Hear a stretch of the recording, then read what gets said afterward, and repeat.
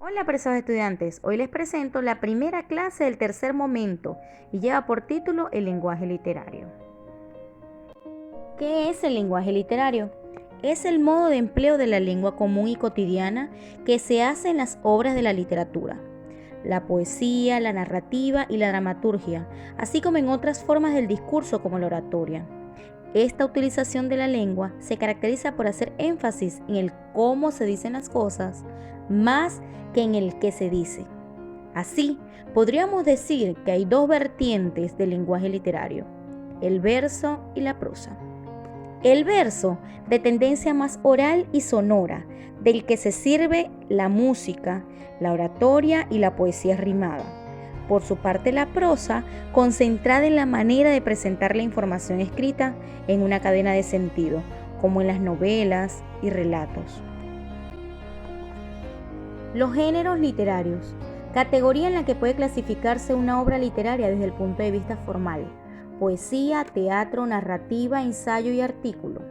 La poesía, obra escrita en verso libre o en prosa poética. El teatro, puesta en escena de una acción real o imaginada. La narrativa, un narrador cuenta una historia real o ficticia. El ensayo, exposición en prosa de un tema de algún saber. Y el artículo es un escrito periodístico en el que se opina sobre un tema de actualidad. La poesía es un género literario que se caracteriza por ser la más depurada manifestación, por medio de la palabra, de los sentimientos, emociones y reflexiones que puede expresar el ser humano en torno a la belleza, el amor, la vida o la muerte. Como tal, puede estar compuesta tanto en verso como en prosa. Los textos poéticos es aquel que apela a diversos recursos estilísticos para transmitir emociones y sentimientos, respetando los criterios de estilos del autor. En sus orígenes, los textos poéticos tenían un carácter ritual y comunitario, aunque en el tiempo aparecieron otras temáticas. Cabe mencionar, asimismo, que los primeros textos poéticos fueron creados para ser cantados. Licencias métricas se llaman así a los recursos que utiliza el autor para facilitar el cómputo silábico, esto es, el recuento del sílaba que tienen los versos. Principalmente se suele hacer referencia a tres: la sinalefa, la diéresis y la sinéresis. Ley del acento final. Los versos simples siempre cuentan con el acento en la penúltima sílaba. Por este motivo, será necesario distinguir entre palabras llanas, agudas o esdrújulas cuando éstas se encuentren al final del verso, ya que deberán sumar o restar sílabas siguiendo la ley del acento final. ¿Qué son recursos literarios? Son los giros y estrategias especiales que los autores de literatura imprimen sobre el lenguaje en sus obras, con el propósito de dotarlas de mayor potencia expresiva o mayor belleza. Se trata pues de usos especiales distintos del ordinario del idioma. Y encontramos las figuras literarias: la metáfora, comparación, hipérbole, antítesis y el pleonasmo. La metáfora es la comparación implícita, es decir, sin expresar el nexo correspondiente. La comparación es la relación entre dos términos por la semejanza entre las realidades que designan. La hipérbole es la visión que exagera la realidad, amplificándola o disminuyéndola. La antítesis es la contraposición de dos palabras o frases de significación opuesta, y el pleonasmo es el uso o repetición de palabras innecesarias. Rima es la repetición de una secuencia de fonemas a partir de la sílaba tónica al final de dos o más versos. Narración consiste en relatar hechos reales o imaginarios protagonizados por unos personajes.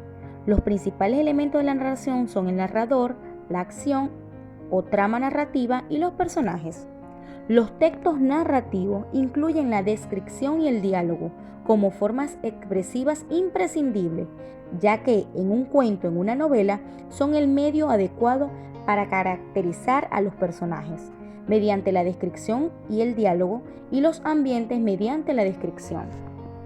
Género narrativo y sus elementos. El narrador es la voz que relata los hechos. Puede hacerlo en primera persona, convirtiéndose en protagonista, o en tercera persona. Los personajes son los sujetos que llevan a cabo la acción que cuenta el narrador.